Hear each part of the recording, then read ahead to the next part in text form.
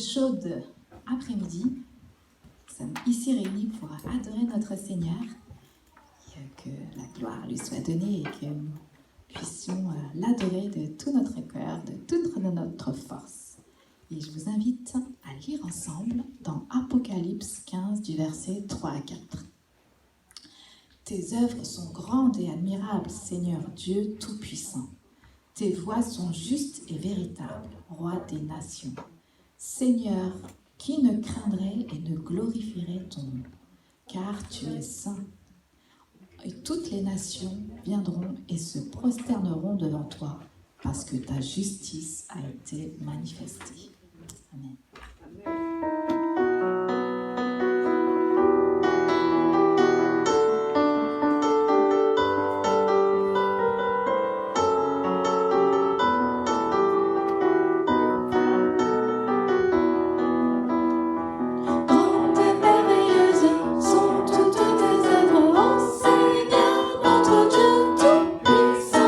Juste et véritable, dans toute ta volonté, toi le roi éternel.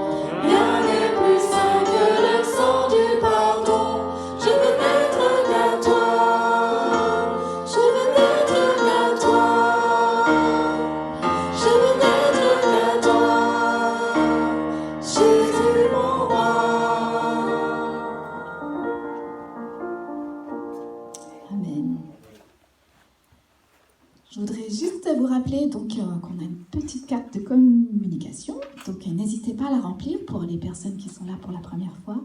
Pour les autres personnes, n'hésitez pas à mettre vos sujets de prière et nous prierons pour vous.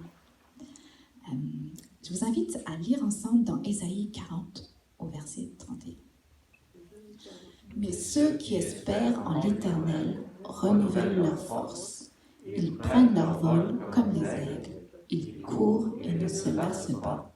Ils marchent et ne se fatiguent pas. Amen. Prions. Merci Seigneur, car aujourd'hui nous pouvons nous réunir dans ta maison cet après-midi pour t'adorer, te louer, te glorifier et être en communion ensemble avec nos frères et sœurs, donc en communion fraternelle. Nous voulons te rendre gloire Seigneur et t'adorer de tout notre cœur. Et avec toi, tu nous renouvelles Seigneur, et même si nous sommes fatigués, tu es là, tu nous redonnes des forces. Et merci Seigneur pour tout ce que tu fais dans nos vies chaque jour. Amen.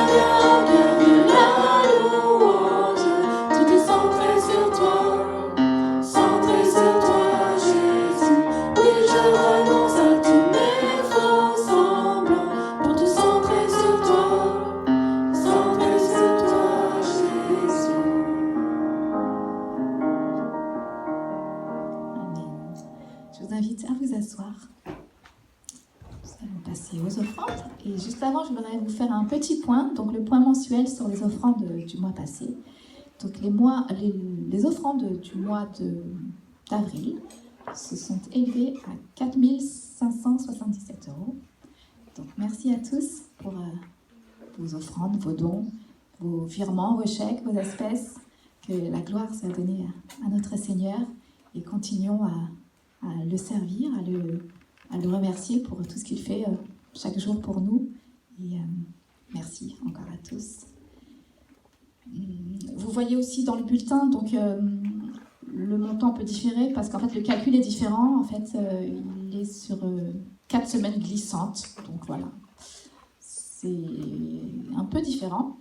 Mais donc voilà, chaque mois on vous fera un bilan sur le mois passé et donc les montants peuvent différer, mais voilà.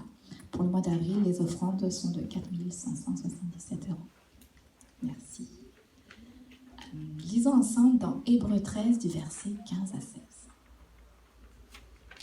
Par lui, offrons sans cesse à Dieu un sacrifice de louange, c'est-à-dire le fruit de lèvres qui confesse son nom. Cependant, n'oubliez pas la bienfaisance et la libéralité, car c'est à de tels sacrifices que Dieu prend plaisir. Je voudrais inviter John pour la prière et pour faire passer les paniers.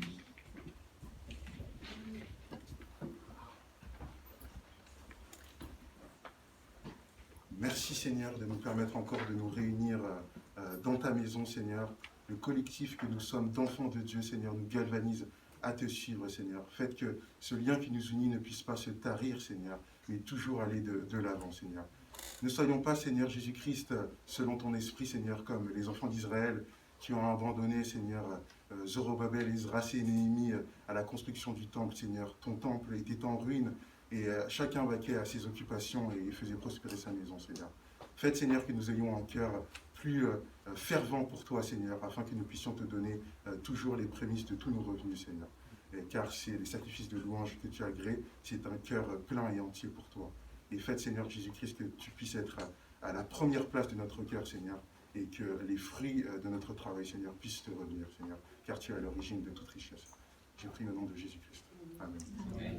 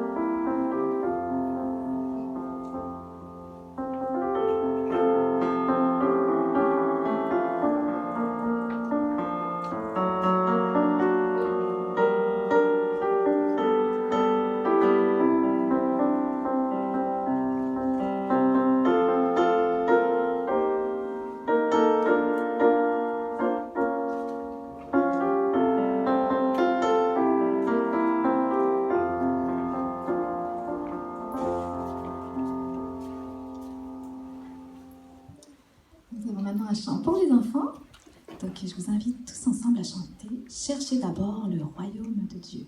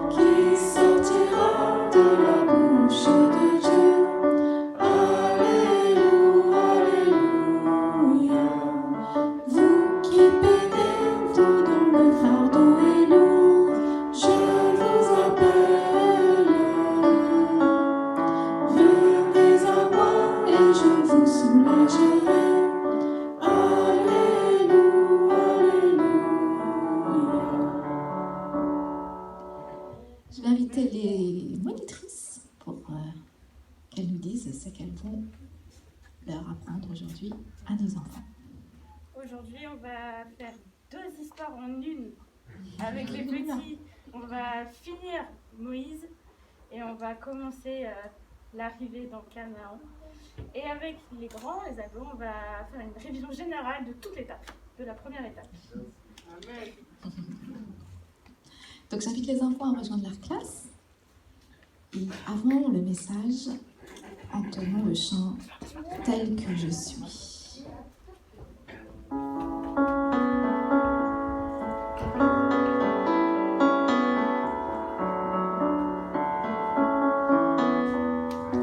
Tel que je suis, Seigneur, je viens près de toi. T'apporter ma vie, tel que je suis.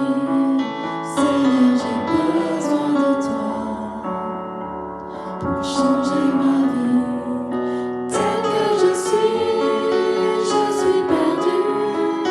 Ma vie n'a plus de saveur. Tel que je suis, je n'en peux plus. Viens transformer ma tristesse en joie. Tu es mon Père, mon Seigneur et mon Dieu. En toi j'espère le salut, le repos. Tu es celui qui a tout donné, sacrifié pour moi. Tel que je suis, Seigneur, je viens près de toi. Tu m'offres ta vie, tel que je suis, Seigneur, au pied de ta croix. Je reçois ta vie, tel que je suis. Tu m'as aimé en acceptant la douleur. Tel que je suis, tu m'as sauvé. Je viens t'offrir le chant de mon cœur. Tu es mon Père, mon Seigneur et mon Dieu. En toi j'espère le salut, le repos. Tu es celui qui a tout donné, sacrifié pour moi. Tel que tu es, Seigneur, je voudrais te voir.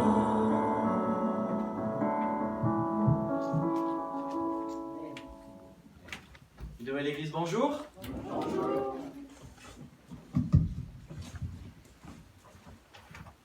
sais pas comment vous êtes dans la vie, mais parfois il arrive que nous voyons le verre à moitié vide plutôt qu'à moitié plein. Ça vous arrive? C'est une très grande tendance en France, n'est-ce pas? Est-ce que parfois vous vous sentez coupable de vous reposer lorsqu'il y a beaucoup de choses à faire? Ça arrive à quelqu'un? Oui, c'est bien. On est ensemble dans l'aventure, n'est-ce pas? Est-ce que vous utilisez aussi des phrases du genre « yaka, il faut » Non. N'est-ce pas, Sabrina? Est-ce que parfois vous êtes frustré contre Dieu parce que sa volonté envers vous n'est juste pas ce qui est prévu? C'est juste pas ce qui est raisonnable. Vous vous êtes fait une idée de comment les choses devraient arriver et ça n'est pas arrivé comme vous le souhaitiez. Est-ce que vous voyez votre relation avec Dieu plutôt comme une liste de choses à faire ou comme une bénédiction? Qui voit sa vie comme une liste de choses à faire? Levez la main. Personne? Oui, c'est bien. Commencez à révéler comment vous vous sentez, la vérité, et vous trouverez la santé. Est-ce que vous vous sentez parfois frustré ou mécontent avec simplement vous-même ou une situation? Si vous avez répondu oui à quelques-unes de ces questions, vous êtes atteint d'une maladie dont je suis atteint qui s'appelle le perfectionnisme.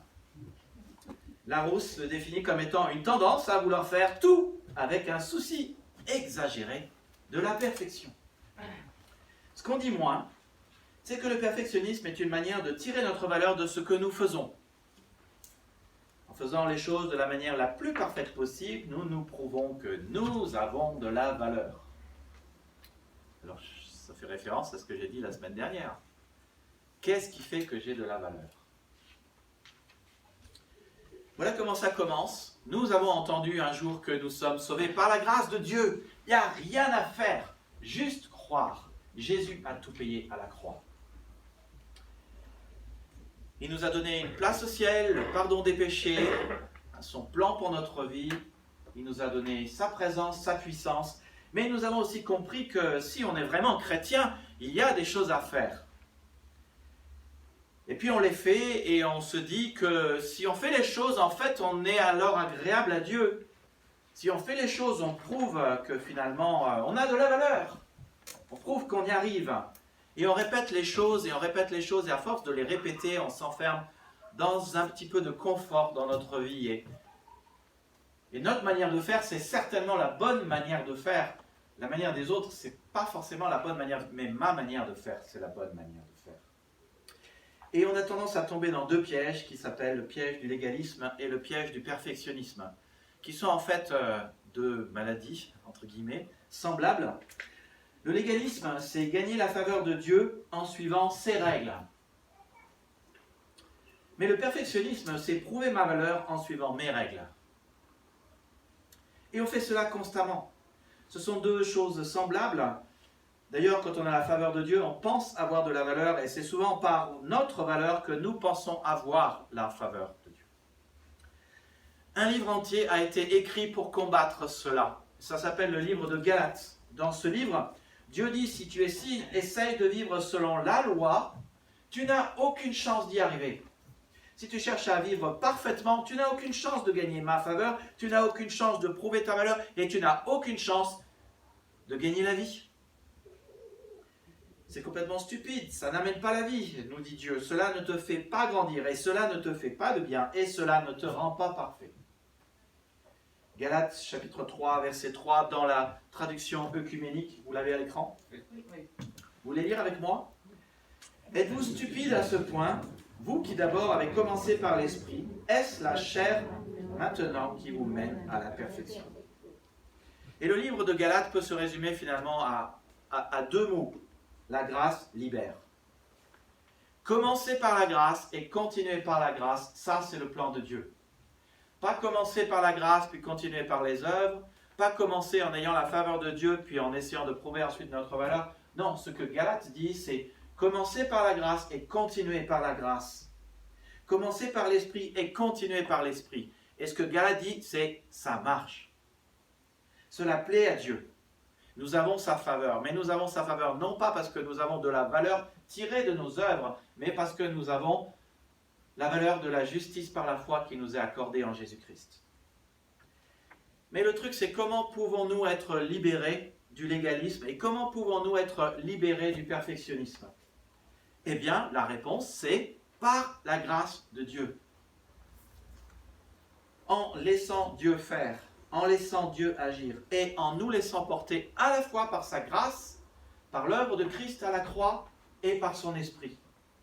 Ce que j'appellerais aujourd'hui en étant relax. Alors en étant relax, c'est un acrostiche, un procédé mnémotechnique pour les points principaux du message, on y reviendra tout à l'heure. Mais d'abord, il faut se poser un petit peu et réfléchir. Réfléchissons ensemble, examinons nos vies. Qu'est-ce que le perfectionnisme nous pousse à faire? Donc, je vous invite toujours à prendre des notes par le pense-bête du message. D'abord, le perfectionnisme nous freine dans nos initiatives. Et je ne sais pas si ça vous est déjà arrivé. Et nous, on a tendance à être comme ça avec Priscille. C'est qu'on se dit, on va faire des travaux, on veut refaire la chambre d'en haut, on veut refaire la salle de bain. Il y a plein de choses qu'on veut refaire dans notre maison, elle est très vieille et il y a beaucoup de choses qui ont besoin d'être faites. Et on se dit, on va tout faire d'un coup et on va le faire bien. Et le problème, c'est que quand on veut tout faire d'un coup et on veut le faire bien, ben on se met la barre tellement haut qu'il faut tellement d'efforts, tellement d'argent, tellement tout déménager qu'au final, on ne le fait pas. C'est ça le perfectionnisme. Ça nous freine dans nos initiatives. Et peut-être, vous attendez que les circonstances soient parfaites dans votre vie pour faire un certain nombre de choses. Et combien de fois j'ai entendu cela? La vérité, c'est que les circonstances ne seront jamais parfaites dans votre vie, ni dans ma vie. Et je pense à ce verset d'Ecclésiaste en 11-14 qui dit « Le paysan qui a peur du vent ne sème pas, celui qui a peur de la pluie ne récolte pas. » Une autre traduction dit « Celui qui regarde au vent et celui qui regarde s'il y a des nuages, il ne le fait jamais. » Parce qu'un coup, il y a trop de vent et il se dit « Non, si je sème, ça va partir de travers, hein, ça ne sera jamais comme il le faut. » Et puis, il y a des nuages, mince, ça ne sera pas le bon moment. Et puis quand il fait beau, c'est ça le problème aussi, quand il fait beau, la personne se dit « Non, je ne vais pas semer parce que la sécheresse et le soleil va griller mes graines. » Alors c'est ça la question, c'est quand il y a un peu de vent, on ne le fait pas, quand il y a des nuages, on ne le fait pas, et quand il fait beau, on ne le fait pas. Donc, quand est-ce qu'on le fait? Si on a une vue perfectionniste de quel est le bon moment, on ne fera jamais rien. La deuxième chose que le perfectionnisme fait dans notre vie, c'est qu'il détruit mes relations. Et vous est sans doute arrivé, je faisais mention de ça dimanche dernier, que vous êtes dans la présence de quelqu'un qui vous dit « Tu as eu 15, très bien, tu aurais dû avoir 20. » C'est décourageant. Vous pouvez mieux faire, ou vous devriez mieux faire cette chose, ou vous devriez faire cette chose de telle manière. Et c'est décourageant et irritant. Vous aurez toujours des gens qui vous diront comment vous auriez dû faire, et comment vous n'avez pas fait les choses comme il fallait le faire, alors que c'est complètement improductif. Le passé, on ne peut plus le changer. Et en fait, je me rends compte que moi-même, je suis un perfectionniste. Et je ne sais pas si je vous dis les choses correctement. Par contre, la parole de Dieu a des propos pour les perfectionnistes. Je pense à Proverbe 17,9. C'est qu'oublier un tort favorise l'amitié et en reparler sans cesse la rend impossible. C'est la même chose quand les gens font pas les choses de la bonne manière et qu'on dit non, mais tu aurais dû faire les choses comme cela et tu aurais dû faire ceci. La vérité, c'est qu'on crée des torts hypothétiques. La personne a bien fait les choses avec son cœur, avec sa motivation, mais elle ne l'a pas fait comme nous, on aurait voulu qu'elle la fasse, alors on imagine qu'il y a un tort qui a été fait et on rappelle les torts. Le problème, c'est que ça détruit les relations, ça détruit l'amitié.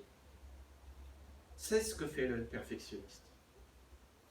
Et puis le perfectionnisme détruit, et particulièrement, il ne détruit pas simplement mes relations, mais il me détruit.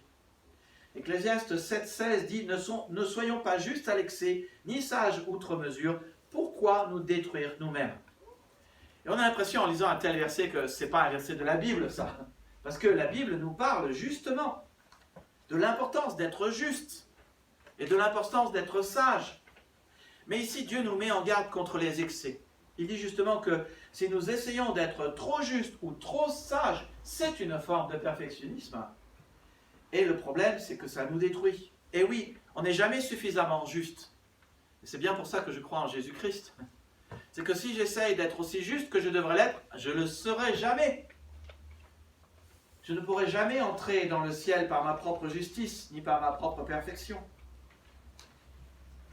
Finalement, quand on réfléchit dans la Bible, chaque vertu poussée à l'extrême détruit. Et je vous rappelle que la Bible nous encourage à la modération et à l'équilibre dans tout ce que l'on fait.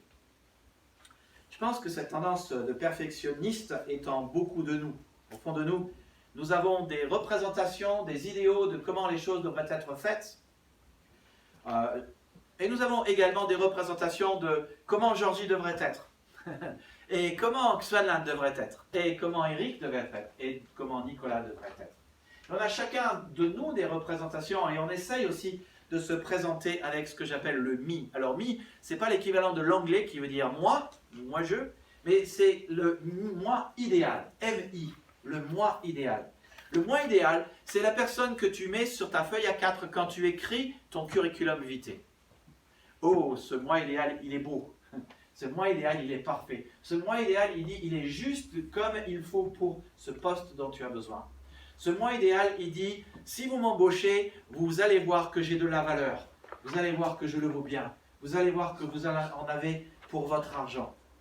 Maintenant, si vous demandez à votre proche, votre mari, votre conjoint, un ami, une amie, un collègue au travail, si le moi idéal qui est sur votre curriculum vitae, c'est vraiment vous, et il regardera et dit non. Il y a une légère différence quand même entre la personne que tu es sur cette feuille A4 et la personne que tu es dans la réalité. Mais c'est le moi idéal qui dit sans cesse aux autres comment ils devraient être dans l'idéal. Et c'est probablement ce moi idéal qui dira aux autres, tu n'es pas assez bien, tu n'es pas assez fort, tu n'es pas assez haut, tu pourrais mieux faire. Tu as eu 15, mais tu aurais pu avoir 20. Et c'est peut-être pas le moi idéal qui commente sans arrêt et qui dit des choses négatives aux autres. C'est ça le truc, c'est pas le moi idéal qui dévalorise et qui rabaisse. Parce que le moi idéal, normalement, il est bien. Alors comment ça se fait que moi qui suis si bien, je dis des choses qui sont pas si bien au sujet des gens? Ce genre de truc que vous n'aimez pas lorsque cela vient de quelqu'un d'autre, vient bien de vous et pas de votre personne idéale. Et de la même manière que nous n'aimons pas ceux qui nous font de telles remarques, nous oublions de ne pas nous aimer lorsque nous en faisons aux autres. Mais vous voyez où je suis en train de travailler les lignes de nos idéaux dans la tête? Voilà la bonne nouvelle, c'est que nous pouvons être libérés du perfectionnisme, du moi idéal, en goûtant au seul antidote qui existe et qui s'appelle la grâce de Dieu. Donc soyez juste relax. Et chaque lettre du mot relax apparaîtra dans les points suivants. La première chose qui va avec le mot relax, c'est juste réaliser que je ne suis pas parfait. Et on a besoin de le réaliser constamment. Hier, on avait une discussion au groupe de maison et je disais, mais écoutons le Seigneur. Moi-même qui suis parfois un perfectionniste et qui idéalise et qui a mes représentations de comment devraient être les choses, nous devons juste nous asseoir tranquillement devant le Seigneur et l'écouter quand il nous dit que les hommes déçoivent. C'est un fait. Les autres me décevront, les autres ne fonctionneront pas comme j'ai prévu qu'ils fonctionneront, et moi aussi je décevrai les autres parce que je ne fonctionne pas comme je devrais fonctionner. Donc réalisez que je ne suis pas parfait. Cela peut être un non-sens de dire cela, mais c'est tellement vrai, et on le sait. Il n'y a sur la terre point d'homme juste qui fasse le bien et qui ne pêche pas. Rien n'est parfait sur cette terre, sauf la parole de Dieu. La parole de Dieu est parfaite. Psaume 19, 8, la loi du Seigneur est parfaite et elle restaure la vie. Et c'est pour cela que nous avons besoin de construire notre vie, non sur des hommes et non sur des hommes qui se présentent comme idéaux, mais sur la parole de Dieu qui, elle, est parfaite. Nous avons besoin de construire notre vie non pas sur le pasteur Nicolas, qui est loin d'être parfait, mais sur la parole de Dieu qui s'appelle le Verbe, Jésus-Christ, qui était parfait. Nous construisons notre vie non pas sur les hommes, mais sur le roc qu'est Jésus, et sur ses vérités. La parole de Dieu est la seule chose qui est vraie et parfaite, la seule chose qui est également constructive, sur laquelle nous pouvons construire et qui nous aide à construire notre vie et qui restaure. Ce que notre société dit, ce que les hommes disent n'est ni parfait, ni vrai, ni souvent constructif. Mais ce que Dieu dit l'est. Et si vous êtes marié à un perfectionniste ou vous êtes vous-même quelque peu perfectionniste, ces deux versets vous aideront énormément. Aucune personne n'est parfaite, mais la parole de Dieu est parfaite. Ils vous mettront d'une part, ils vous permettront d'être réalistes, d'une part, et d'autre part, de ne pas être démolis par les propos perfectionnistes des gens qui vous descendent, et la parole de Dieu vous restaurera. Si nous recherchons à atteindre la perfection ou faire en sorte que les autres soient parfaits, j'aimerais juste rappeler une chose. Nous avons aussi chacun de nous la responsabilité de réfléchir à nos standards à la lumière de la vérité.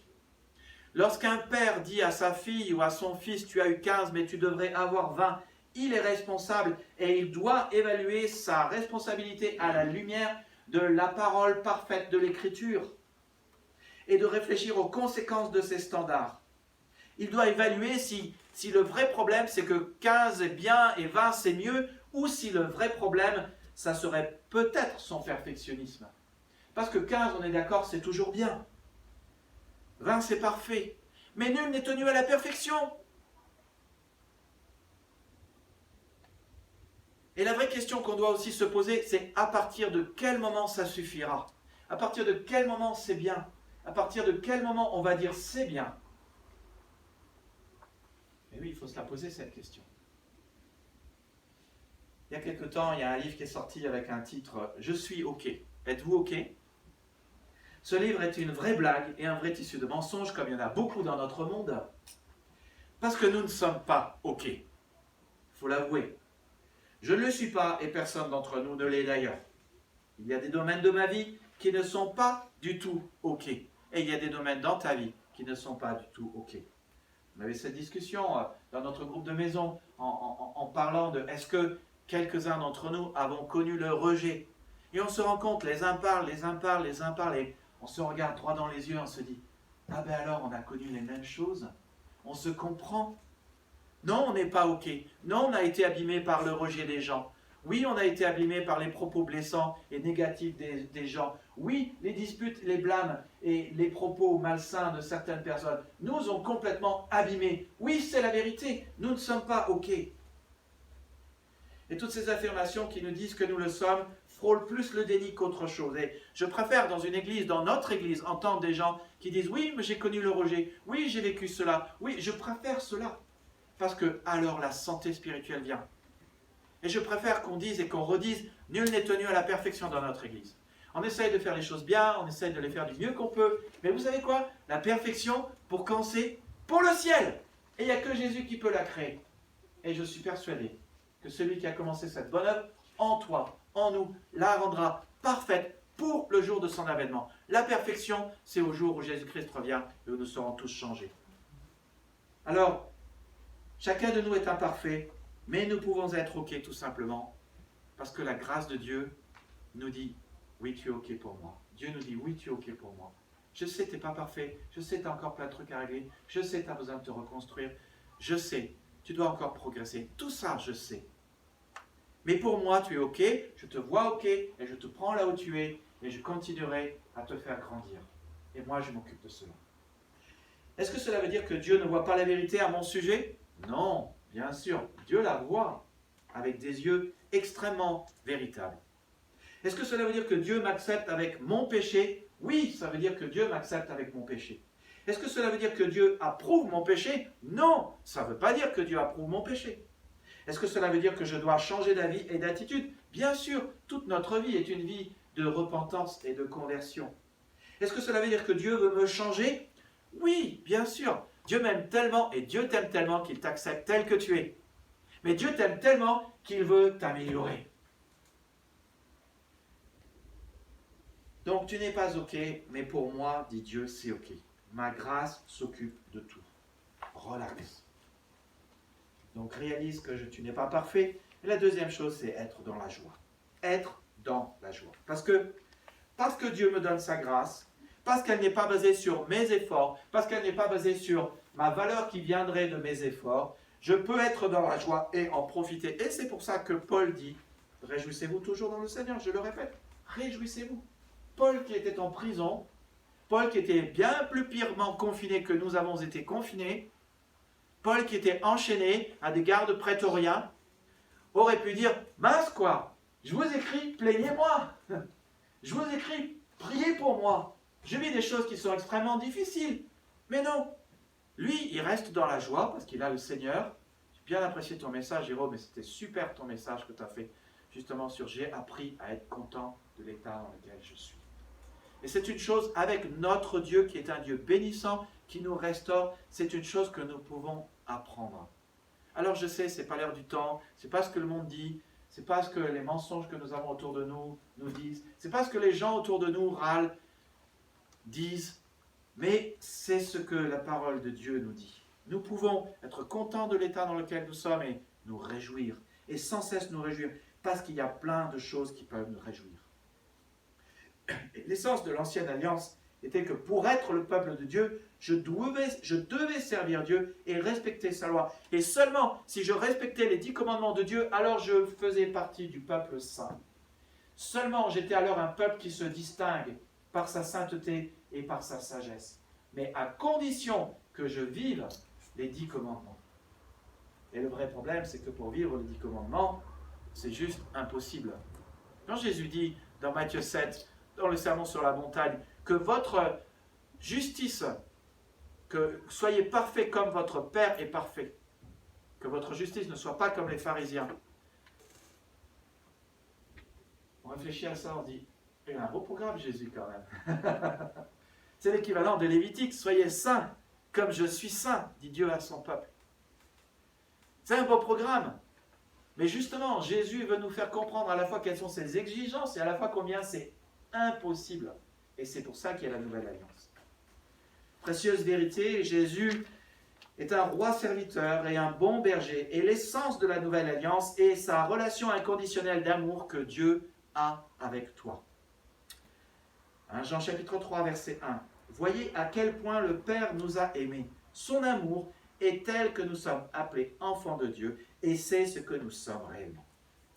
Et la nature de cette relation n'est pas basée sur le faire. Alors, je ne suis pas en train de dire que le faire n'est pas important. Je suis juste en train de dire qu'avant, il y a l'être. Nous ne sommes justement pas simplement des serviteurs. Les serviteurs, ils font. Nous sommes aussi des serviteurs, mais pas simplement des serviteurs. Avant d'être serviteurs, nous sommes des enfants de Dieu. Et il y a une immense différence entre les deux. Le serviteur, il est accepté et apprécié sur la base de ce qu'il fait. L'enfant de Dieu, il est apprécié sur la base de ce qu'il est. Il est un enfant de Dieu. Le serviteur commence sa journée soucieux de ce qu'il va devoir faire et s'il va plaire au maître. Mais l'enfant vit simplement relax dans sa journée, dans une certaine innocence et dans l'amour de ses parents et dans la sécurité que lui offre l'amour de ses parents. Le serviteur est apprécié à cause de son travail, mais l'enfant est apprécié à cause de sa relation que Dieu a et qu'il a avec lui. À la fin de la journée, un serviteur peut être satisfait d'avoir tout bien fait, mais le lendemain, sa préoccupation de faire tout bien recommence. C'est jamais fini. Un enfant sait qu'il est en sécurité parce que demain, son statut ne sera pas remis en cause. Lorsqu'un serviteur rate ce qu'il fait, son job peut être remis en question, et on voit cela dans les paraboles de Jésus d'ailleurs. Mais un enfant se sent misérable quand il fait de la peine à ses parents. Vous voyez la différence entre le serviteur qui fait et l'enfant de Dieu que vous êtes? Et c'est justement cette différence qui a de quoi réjouir notre cœur. Pour ceux d'entre nous qui sont parents, lorsque vous avez un enfant, votre enfant qui a 2 ou 3 ans, et pour nous c'était a long time ago, il y a très longtemps, mais nos enfants, notre enfant, Nathanaël, Timothée, étaient là, et vous êtes là dans le salon à discuter, à prendre un café, un thé avec quelqu'un, et votre enfant est là, il tourne autour de vous, et il attrape une photo, et vous amène cette photo, et vous n'êtes pas en train de dire, il y a un problème, n'est-ce pas? Vous êtes en train de dire que pour son âge, pour son stade de développement, c'est relativement normal. Alors vous le prenez avec amour et vous attrapez la photo qu'il a dans les mains. Et vous dites, non, non, c'est tout.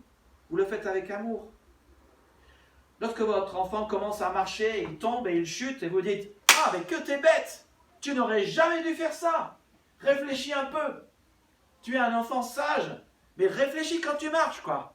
Non, vous ne vous comportez pas comme ça. Pourquoi? Parce que vous savez que pour son stade de développement, c'est normal. Vous voyez, c'est ça l'amour de notre Père.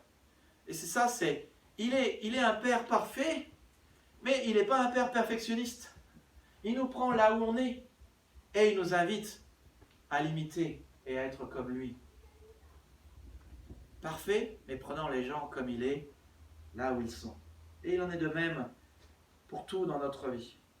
Dieu n'est pas un perfectionniste en tant que Père, il nous aime de manière inconditionnelle, quelle que soit l'étape de notre développement. Lorsqu'il nous regarde, il nous sourit. Lorsqu'il voit là où nous sommes, il nous regarde droit dans les yeux et dit, t'inquiète pas, je m'en occupe. Toi, tu sais pas tout, tu tomberas, c'est pas grave, c'est comme ça qu'on apprend. Tu vas prendre le câble de photo, c'est pas grave, tu apprendras. Tu vas peut-être manger ton gâteau au chocolat en te mettant du chocolat partout sur le visage. Mais c'est marrant, et je t'aime quand même. C'est ça ce qui se passe dans notre vie. Mais il veut aussi que nous nous développions et que nous grandissions. Et vous n'avez pas besoin d'être parfait pour que Dieu vous accepte, vous aime, vous accorde sa faveur et veille à votre croissance. Et le truc qu'il faut comprendre, c'est que même si on prend la photo qu'on ne devrait pas prendre et qu'on tombe par terre et qu'on se met du chocolat plein le visage, il y a de la joie quand même. Et ce sont des moments mémorables. Nous qui avons été parents, qui avons eu des petits-enfants, oh combien je prie que nous ayons des petits-enfants dans l'église. Parce qu'ils sont une telle source de joie. Mais nous avons vécu ces choses-là et on regarde dans le passé, on regarde les photos que nous avions et on est là nostalgique et on dit, c'était cool quand même. Hein Eric, c'était cool quand on avait des petits-enfants. Et on a eu tant de plaisir. Je me souviens une fois, quand on a eu Nathanaël, notre premier enfant, c'était il y a 30 ans, hein, quand on était en Autriche, et le pasteur nous a regardés, il a dit, vous allez avoir tellement de joie. Et on était là, on disait, ouais, mais les nuits, c'est compliqué quand même. Et c'est, vous allez avoir tellement de joie. Sur le moment, on se dit, franchement, il a du culot, le pasteur. Hein. Et 30 ans après, on se dit, il avait tellement raison. Parce que les nuits, c'était rien comparé à toute la joie qu'on avait. Hein, Olga, tu serais d'accord avec ça? Je pense. On regarde nos nuits, ok, c'était parfois compliqué. Ok, le matin, on avait peut-être les yeux noirs. Ok, peut-être, c'était plus précis que Nicolas. Hein.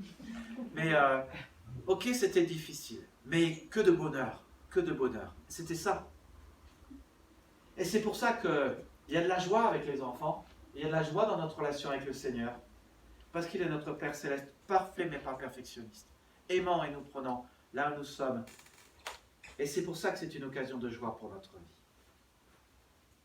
Et puis, le L de relax, c'est laisser Dieu s'occuper des choses de ma vie. Laisser Dieu s'occuper des choses de ma vie. C'est très important. C'est toujours le côté de lâcher prise.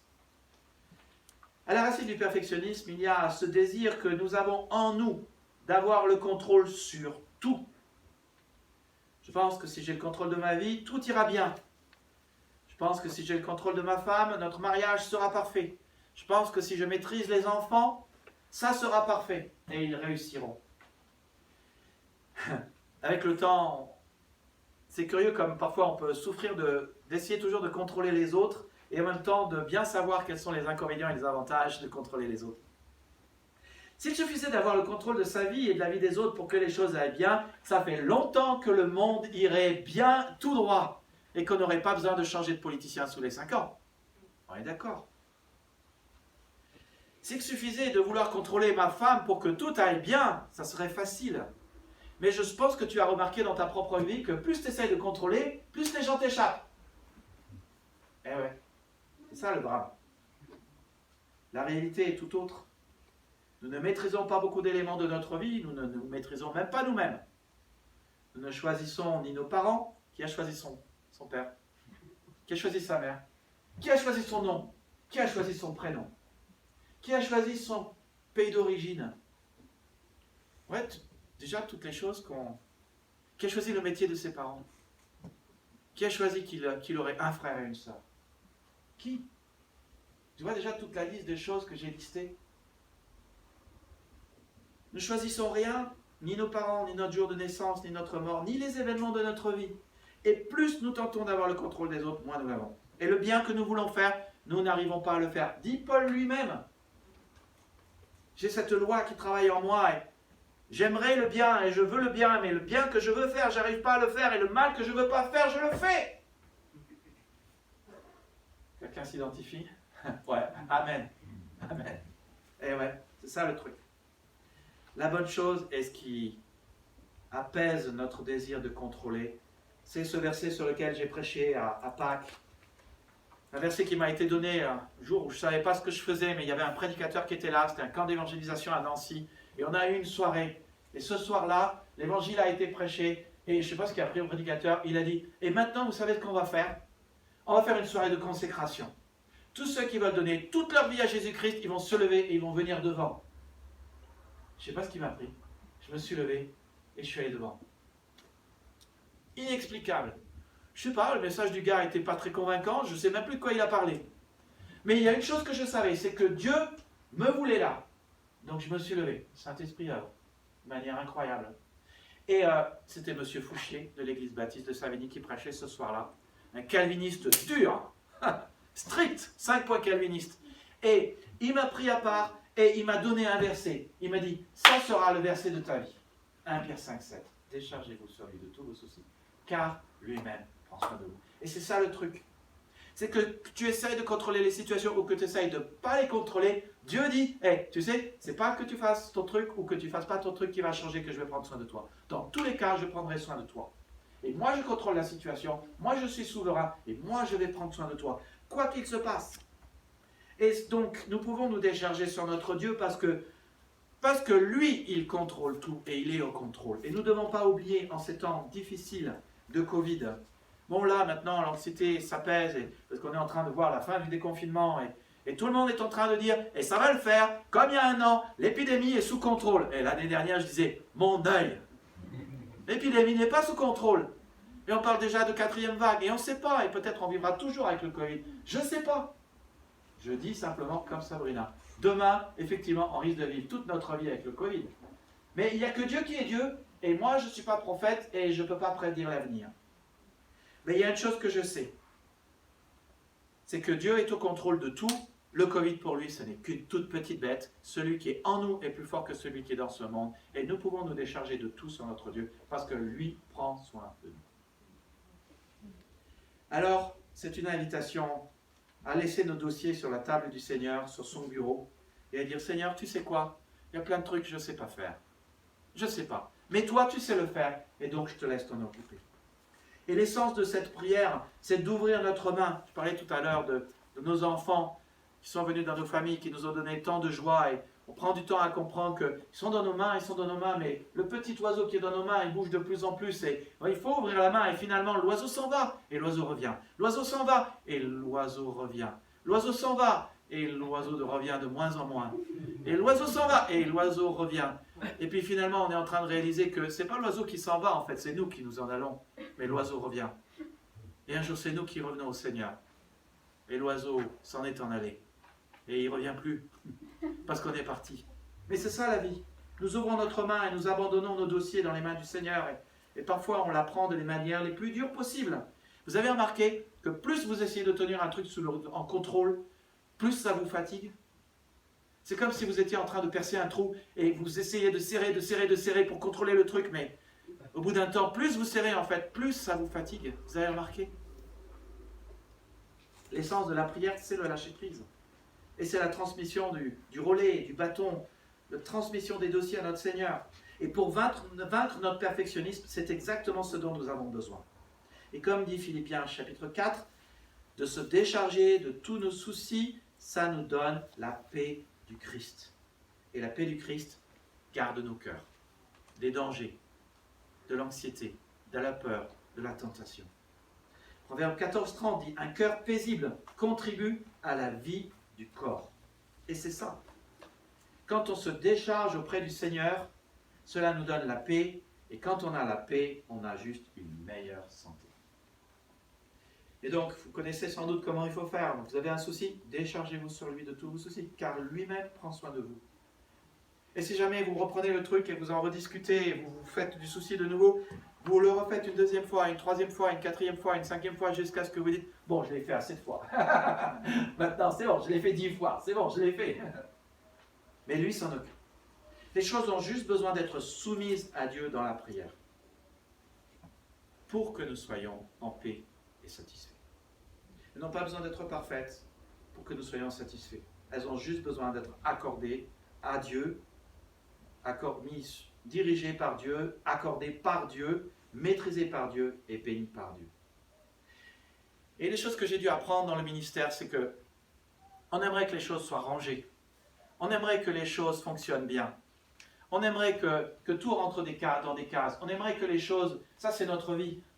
On aimerait que tout soit parfait, et dans la cuisine, et dans notre garage, et dans mon bureau, et dans les tiroirs, et dans le cœur de Priscille, et dans mon cœur. Mais voilà la réalité de la vie. C'est qu'il y a du chaos partout. Bon, du chaos plus ou moins rangé, parfois bien rangé, parfois un peu moins rangé. Mais les choses ne sont jamais comme on aimerait qu'elles soient. Jamais. Et le truc, c'est que, oui, mais le chaos qu'on confie à Dieu, lui, il est capable de faire son œuvre dans ce chaos. Les choses ont juste besoin d'être soumises à Dieu dans la prière pour que nous soyons satisfaits. Et la bonne nouvelle, c'est que personne n'a besoin d'être parfait et personne n'a besoin d'être perfectionniste pour que les choses marchent. On peut simplement être en paix, satisfait, souffler, se reposer, être relax. On peut simplement être, et c'est ce que j'espère aussi dans l'Église. Excusez-moi si parfois je mets la pression pour que les choses se fassent. C'est vrai qu'aussi que parfois j'en fais tellement que j'ai aussi besoin d'être déchargé. Pour ça aujourd'hui je suis désolé, mais j'ai pas mis l'ordinateur devant. Parce que j'en fais. Mais on peut être relax. Et j'espère que vous pouvez aussi être dans l'église et souffler, et récupérer, recouvrir la vue et recouvrir la vie. Et j'espère que dans l'église, vous pourrez vous économiser, à cause des messages qui sont donnés, vous économiser des frustrations, vous économiser des déceptions, vous économiser trop de travail, et aussi des déceptions et des relations détruites et du découragement. Alors, pour ça, il faut aussi apprendre à s'arrêter, simplement. Est-ce que vous savez vous arrêter? Moi, juste pour dire, hein, le 1er mai, c'est un jour de congé. Hein. Vous travaillez les jours de congé? Donc moi, j'ai un jour de récupérer. Vous travaillez le 8 mai? Non? Oui, il y a des gens qui travaillent. Normalement, vous ne travaillez pas. Hein. Donc il y a des jours à récupérer. La clé, c'est vraiment aussi de s'arrêter, de travailler, s'arrêter de s'en faire et de remettre les choses au Seigneur. Est-ce que vous savez accepter que les choses ne sont pas selon l'idéal que vous avez en tête? Savez-vous jouir d'une balade même s'il fait un peu frais? Savez-vous jouir d'une balade même s'il pleut? Savez-vous jouir d'une balade en hiver ou en été? Est-ce que vous savez vous réjouir de manger avec votre famille même si vous savez traverser un moment difficile au travail? Est-ce que vous savez switcher et dire non, non, non, non, là on est en train de se balader, on ne va pas parler boulot? Est-ce que vous savez vous émerveiller devant la nature? Vous savez, une bonne manière d'arrêter de penser aux choses qui nous préoccupent, c'est de penser à autre chose. Si vous voulez, si vous avez un motif un peu obsessionnel au fond de vous, mettez votre attention sur autre chose que le truc auquel vous pensez. C'est pour ça qu'on ne vainc jamais une tentation en disant « arrête de penser à l'éléphant ». Parce que si je te dis « arrête de penser à l'éléphant », tu penses à l'éléphant. Voilà. Donc peut-être tu peux penser à un chat. C'est ça le truc. Pense à autre chose. Occupe ta pensée avec autre chose. Tout n'a pas besoin d'être parfait, ni selon votre idéal, pour être dans la joie, relax et laisser Dieu agir. Mais il est nécessaire de laisser Dieu s'occuper des choses de ma vie. Et puis le A de relax est là pour agir par la foi et non par la peur. J'ai donné tout un message dessus. Vous pouvez le chercher sur YouTube si vous souhaitez entendre ce message que j'ai donné, je crois, il me semble, début novembre ou début janvier. Agir par la foi, non par la peur. Et vous vous souvenez en premier lieu comment, sans doute, vous êtes arrivé dans la famille de Dieu. C'est par la grâce que vous êtes sauvés, par le moyen de la foi. Vous êtes arrivé dans la famille de Dieu, dans une église, par la foi et par la grâce. La grâce est l'unique moyen par lequel vous êtes sauvés. Et si ce n'était pas par la grâce, vous ne seriez pas sauvés. Il n'y a aucun autre moyen que la grâce. Aucun autre moyen que la foi. Et aucun autre moyen que le seul chemin, qui est Jésus-Christ. Vous ne serez jamais assez bon, jamais assez saint, jamais assez parfait pour mériter d'être sauvé. Et vous n'aurez jamais ni le niveau que vous essayez d'avoir, ni le niveau nécessaire pour rentrer au ciel. Mais la manière avec laquelle nous entrons dans la vie est celle par laquelle nous continuons dans la vie. Et vous retrouvez ça dans toutes les épîtres. Cela commence par la grâce et cela continue par la grâce. Pourquoi ? Parce que la grâce, c'est l'amour du Seigneur pour notre vie de tous les jours. Et son amour est dans son caractère et dans son cœur. Et le cœur de Dieu ne change pas. Il n'y a pas une condition pour rentrer au ciel ou rentrer dans son église et puis après une autre condition. Non, non, c'est toujours par la grâce. Comme le dit Colossiens 2,6. Comme vous avez reçu le Christ Jésus, le Seigneur, marchez en lui. Vous avez reçu le Seigneur Jésus-Christ. Comment ? Par la grâce, par la foi. Donc, marchez par la grâce, par la foi. C'est toujours l'amour du Seigneur qui est numéro 1. Nous ne sommes pas sauvés par la grâce pour vivre ensuite pour les œuvres ou par les œuvres. Certes, comme dit Éphésiens 2,10, nous sommes sauvés pour de bonnes œuvres, mais pas pour vivre selon les œuvres ou par les œuvres, mais selon la foi et la grâce, et par la foi et la grâce. Avons-nous été sauvés en promettant d'être parfaits ? Jamais. Voilà. Je reviens sur cette mauvaise conception du baptême. Parfois, on se dit « Je serai baptisé quand je remplirai toutes les conditions ». Ça, ce n'est pas le baptême de la Bible. Hein. Le baptême de la Bible, ils étaient sauvés dans Acte 2, plouf, tout de suite. C'est pour ça, dans l'église qu'on va construire, on va mettre un jacuzzi. Ou un truc dans ce goût-là. Toujours plein. Pour que si quelqu'un se convertit... Non, mais on rigole, hein. Je suis très sérieux. D'ailleurs, il faut qu'on parle du bâtiment. Voilà, il faut qu'on continue à avoir les yeux fixés sur un bâtiment, parce que c'est vraiment à ce moment-là, dans l'église de Champs, quand nous avons eu notre bâtiment, que nous avons pu multiplier les rencontres culturelles, musicales, d'évangélisation, et l'évangile a été prêché, et les gens se sont convertis. C'est vraiment le fait d'avoir un bâtiment, et d'avoir une vision d'église, et d'avoir un système pour faire des disciples que nous avons déjà. Il manque juste le bâtiment. Il faut qu'on prie pour le bâtiment. Il faut qu'on prie que le Seigneur nous accorde l'argent. Il faut qu'on se concentre aussi sur cette tâche de construire un temple à notre Seigneur. Parce qu'il est très digne d'être loué. Mais, voilà, est-ce qu'on a promis au Seigneur d'être parfait, même en nous engageant par le baptême? Non. L'engagement d'une bonne conscience, ce n'est pas l'engagement à être parfait. Et on ne doit pas attendre d'être parfait, ni pour être sauvé, ni pour se faire baptiser. Sommes-nous arrivés dans la vie chrétienne en gardant les 10 commandements? Non. Sommes-nous arrivés dans l'Église en gardant les 10 commandements? Non.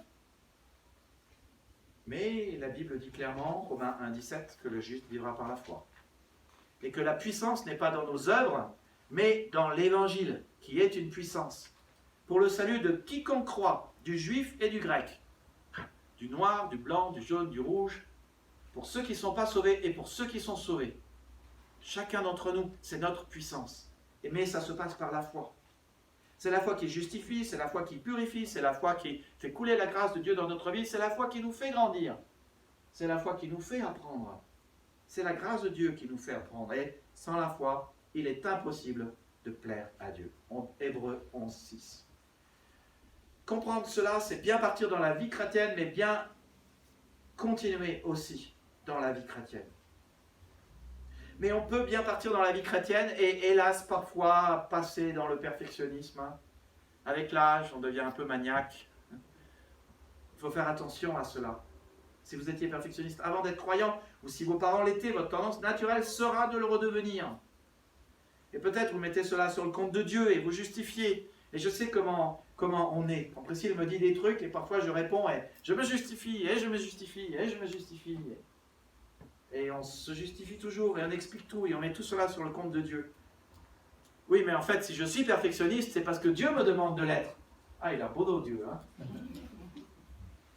peu comme le Covid, hein, on met tout sur le Covid ou tout sur le dos de Dieu. Mais vous aurez l'impression que si vous croyez que Dieu vous demande d'être perfectionniste, le problème, c'est que vous aurez l'impression que Dieu n'est jamais content, vous ne serez jamais content de vous. Et en fait, le problème, ce n'est pas lui, c'est nous. On s'est laissé enfermer dans la prison du perfectionnisme pour diverses raisons. Et vous pouvez en être libéré. Aujourd'hui, c'est le jour où vous pouvez trouver la grâce de Dieu et nous pouvons, chaque fois que nous retombons un peu dans nos travers de perfectionniste et de maniaquerie, nous pouvons rectifier cela par la grâce de Dieu. Parce que la grâce est là et elle sera toujours là, disponible pour tous à tout moment. Et dans notre Église, nous estimons que l'Évangile doit être au centre de tout. Et c'est pour cela que je le prêche souvent. Mais l'unique manière de sortir de la prison du perfectionnisme, c'est de le faire par la foi et de marcher non par la peur, mais par la foi, en se laissant perpétuellement libérer par la grâce. Et maintenant, peut-être que au fond de vous, il y a cette insécurité et vous avez besoin de tout contrôler autour de vous et d'avoir ce perfectionnisme parce que si les choses sont alors bien faites et si ça ressemble à votre perfectionnisme, alors vous vous sentez en sécurité. Mais le problème, c'est que votre perfectionnisme n'est jamais le perfectionnisme de l'autre. Et vous avez votre perfection, mais ce n'est pas la perfection pour l'autre. Et alors on se fight constamment. C'est tellement plus simple de dire, bon, avec le perfectionnisme, je vais arrêter. Non, le perfectionnisme n'est pas OK. Et non, je suis d'accord Seigneur, je te le remets et je le pose dans tes mains et je préfère saisir ta grâce et lâcher ce perfectionnisme que j'ai dans les mains pour te le remettre et saisir ta grâce. Et donc c'est le 5e point et le X de relax veut dire échanger mon perfectionnisme contre la paix de Dieu. X veut souvent dire un exchange en anglais, mais échanger mon perfectionnisme contre la paix de Dieu. Notre perfectionnisme nous pousse à ne jamais être content et à faire toujours plus et à perdre notre joie et notre repos et à être fatigué. Alors s'il nous pousse vraiment à ne pas être content, alors soyons vraiment pas contents de nous-mêmes et disons simplement, alors je vais changer de mode de vie. Soit vous vivez avec votre perfectionnisme et vous ne serez jamais content sans paix ni joie, soit vous vivez sans perfectionnisme par la foi dans la paix et la joie. Question, que préférez-vous? Et Jésus-Christ a fait une offre à un certain nombre de gens qui essayaient de leur mieux de suivre la loi de Dieu et ils mettaient tout cela sur le compte de Dieu. Les pharisiens et les sadducéens, surtout les pharisiens, qui avaient une justice personnelle tellement forte Il disait, nous respectons les 10 commandements. Nous y arrivons. Nous le faisons. Ce qu'on dit moins, c'est qu'ils avaient pris les 10 commandements et ils avaient tout interprété en un certain nombre de commandements. Du genre, Dieu a dit que le 6e jour, nous devons nous reposer. Alors qu'est-ce que nous avons le droit de faire durant le 6e jour et qu'est-ce que nous n'avons pas le droit de faire le 6e jour? À un tel point que maintenant, certaines personnes, le 6e jour, le jour du sabbat, n'appuient même pas sur un bouton d'ascenseur.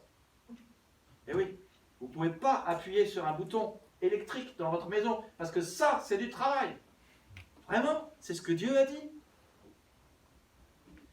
Et les pharisiens qui mettaient tout cela sur le compte de Dieu et qui disaient « mais c'est Dieu qui nous demande d'être comme cela », en fait, ils avaient développé toute leur série de lois. Ce n'est pas simplement du légalisme, c'est aussi du perfectionnisme. Et Jésus savait très bien comment ils étaient dans leur cœur. Et c'est à eux qu'il fait cette offre, à des légalistes et à des perfectionnistes. « Venez à moi, vous tous qui êtes accablés sous le poids d'un lourd fardeau, et je vous donnerai du repos. Prenez mon joug sur vous. Et mettez-vous à mon école, car je suis doux et humble de cœur, et vous trouverez le repos pour vous-même. » Jésus a donné cette précieuse promesse à des personnes désireuses de suivre aussi parfaitement que possible, de vivre aussi parfaitement que possible pour Dieu. Elles cherchaient à accomplir la loi de Moïse, et elles essayaient de le faire à la perfection, mais c'était des personnes qui étaient jamais satisfaites, jamais contentes, et c'est pour ça qu'elles ont crucifié Jésus. Enfin, les Romains l'ont crucifié, mais qu'ils ont attrapé Jésus et l'ont donné aux Romains.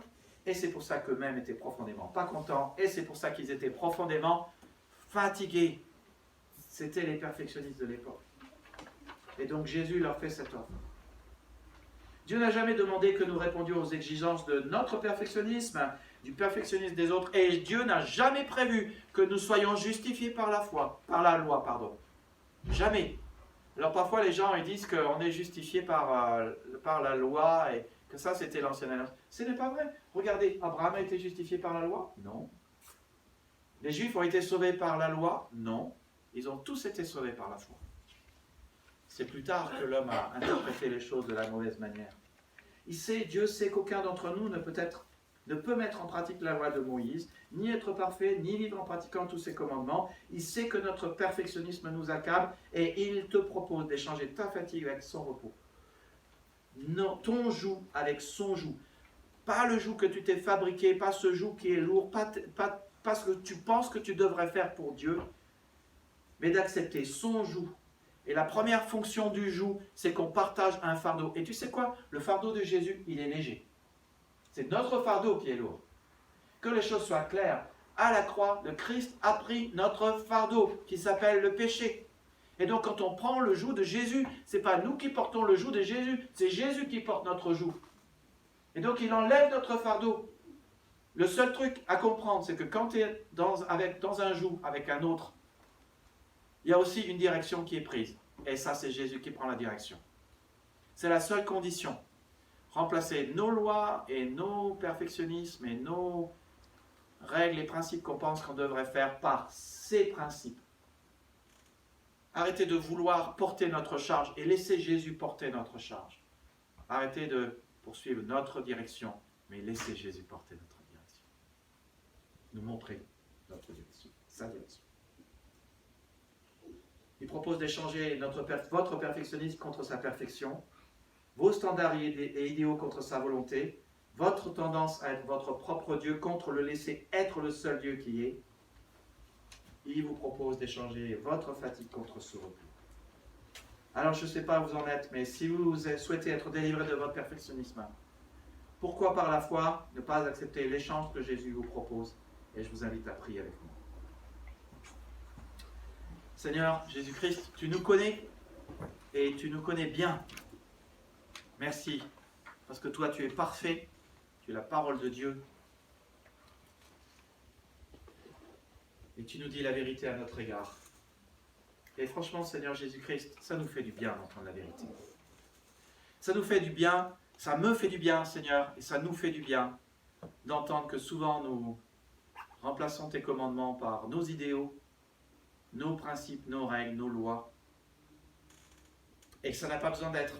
Ça nous fait du bien, Seigneur, quand tu nous dis que quand nous suivons nos propres lois, nos propres règles, ça nous fatigue. Mais quand nous suivons ta direction, Seigneur, tes principes, ça c'est une source de repos. Ça nous fait du bien de savoir que nous pouvons réaliser que nous ne sommes pas parfaits parce que c'est la vérité. Ça nous fait du bien, Seigneur, de réaliser que nous pouvons lâcher prise et que nous pouvons échanger notre fatigue contre ton repos. Seigneur,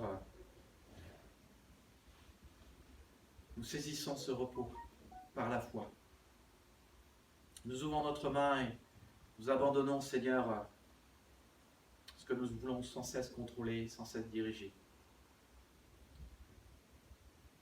Aide-nous simplement d'être sensibles à ta voix et de te laisser diriger notre vie. Aide-nous, Seigneur, d'être aussi conscients des mécanismes du perfectionnisme et des maniaqueries en nous. Et de ne pas attendre des autres qu'ils soient parfaits comme nous, parce que nous ne le sommes pas. Et de réaliser que nos manières de faire ne sont pas forcément les manières de faire de l'autre. Et il n'y a souvent pas qu'une manière de faire. Et d'accepter, Seigneur, que nous ne sommes pas au contrôle de tout. Mais toi, tu diriges toutes choses. Toi, tu es souverain. Et que ta volonté est bien plus grande et bien meilleure que la nôtre. Seigneur, aide-nous de vivre par la foi et non par la peur. De comprendre que nous ne sommes pas que des serviteurs, nous sommes d'abord tes enfants. Et que tu as une grande joie en nous. Prions cela dans le nom de Jésus-Christ. Amen. Vous voulez prendre avec moi votre bulletin pour voir un peu les différentes activités de l'Église. Et je me faisais la réflexion, vous savez que nous sommes une Église qui croit aux 5 A. Adorer, avancer, annoncer, appartenir et aider. Et en fait, ce qui est vraiment important de comprendre, c'est que si vous voulez grandir dans votre vie, il est nécessaire de pratiquer les 5 A, les 5 volontés de Dieu, et de les vivre avec équilibre. J'espère que vous ne perdez pas le nord, si je puis dire, et que vous gardez en tête que c'est ce que le Seigneur veut vraiment pour votre vie, de pratiquer toutes ces choses. Alors, toute la semaine, il y a les groupes de maison. Je répète ce que j'ai dit dans mon SMS à notre groupe, mais c'est Jésus nous dit qu'il nous rend capables et il porte du fruit en nous à condition que nous demeurions en lui, demeurions dans sa parole, demeurions connectés en continu à lui et que nous demeurions dans son amour. Et c'est justement ce que nous faisons dans les groupes de maison.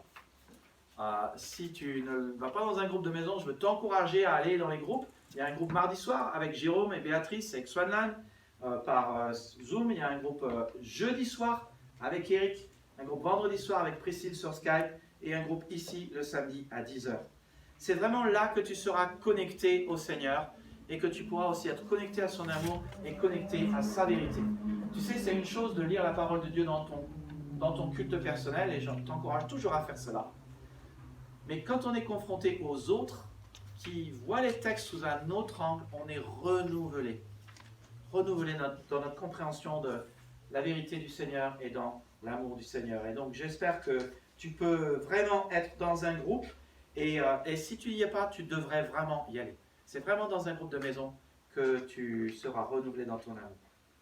Samedi 15 mai, donc prochain, nous avons à 8h30 la formation pour bien partir dans la vie chrétienne. Ça, c'est pour avancer dans la vie chrétienne.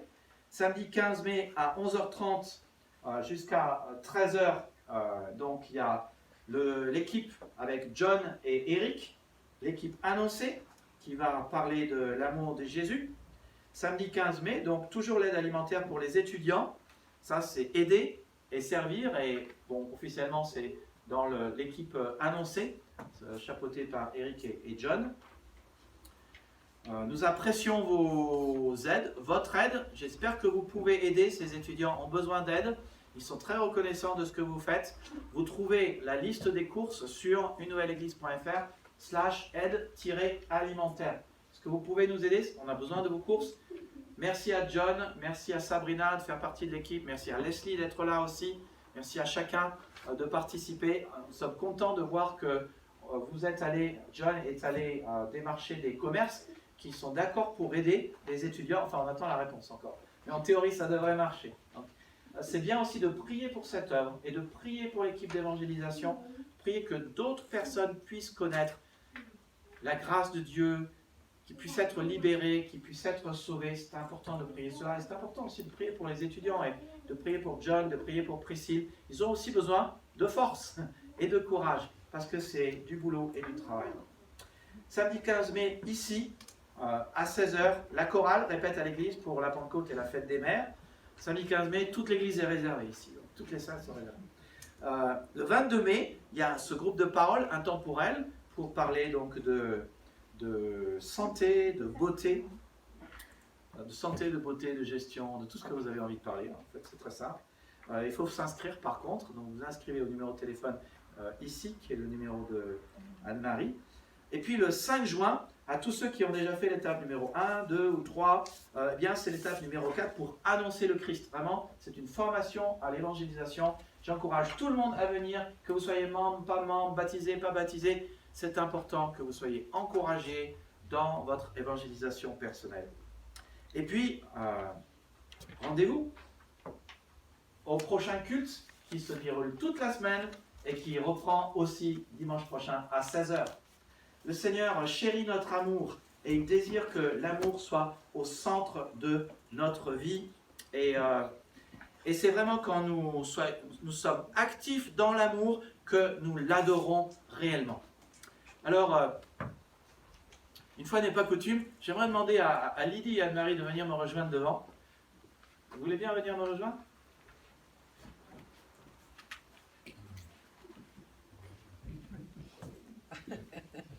Viens voir Lydie.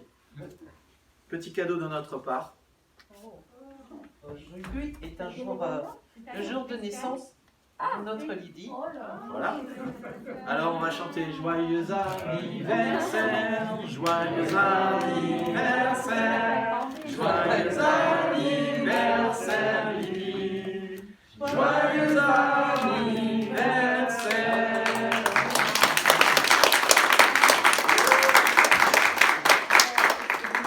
Vraiment, et c'est vraiment, je remercie le Seigneur pour ce matin, et cet après-midi, pas ce matin, cet après-midi. Un super bon message du pasteur de Nicolas sur la grâce, c'est vraiment un message gracieux. Et j'attendais pas que cette grande famille spirituelle me gâtait encore avec des fleurs, avec la carte. Là, c'est vraiment merveilleux. Et je vous remercie tous. Que Dieu vous bénisse vraiment. Thank you. Merci Lydie. C'est Anne-Marie, hein? Anne-Marie. Et on connaît tous, Lydie pour moi est un exemple dans l'église de persévérance, de tonus, d'initiative. C'est une femme qui aime annoncer l'évangile et avec elle on peut faire beaucoup de choses. Et c'est vraiment, Lydie, tu es un élément positif de l'église. Merci d'être là. Je vous invite à chanter le dernier chant ensemble. Que la grâce de Dieu soit sur toi pour t'aider à marcher dans ses voies. Reçois tout son pardon et sa bénédiction. Va en paix, dans la joie, dans la